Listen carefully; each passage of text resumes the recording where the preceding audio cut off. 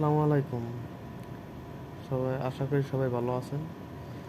আপনারা যারা যারা সৌদি আসতে ইচ্ছুক যারা সৌদিতে, আপনারা জানেন না যে সৌদি আসতে কত টাকা খরচ হয়। যারা কোম্পানিতে ইন্টারভিউ দেন, বড় বড় কোম্পানি যেমন AIC, triple CC, globe Asia, আরও বড় বড় কোম্পানি আছে যেগুলো কোম্পানি কোম্পানি ভালো।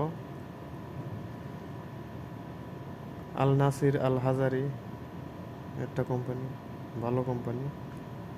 তবে কোম্পানিতে আসতে কেরম খরচ হয়, ভিসা প্রসেসিংয়ে খরচ হয় পঞ্চাশ 50 থেকে 70 হাজার টাকা।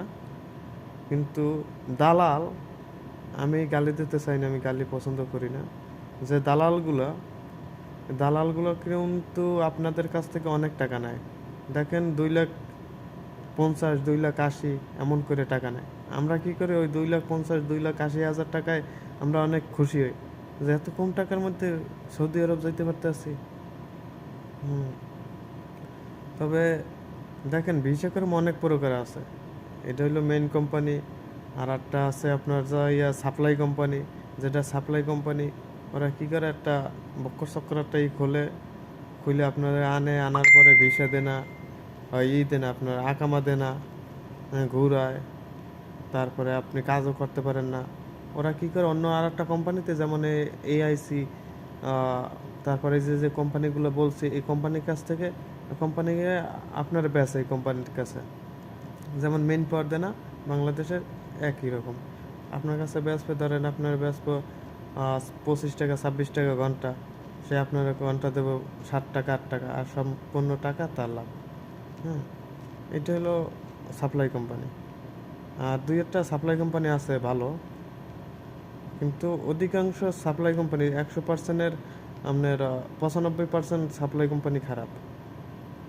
আর এই দালালগুলো যে আছে, বাংলাদেশি দালাল, এগো মানে এরা খুবই, আমি কি বলবো, বাংলাদেশি দালাল খুব, এদেরকে আমার মন চায় গালি দিতে, কিন্তু আমি গালি দেওয়া পছন্দ করি না।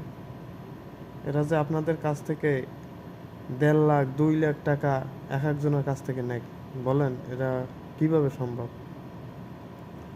আমরা সবাই মিলে যদি এই এজেন্সিগুলোর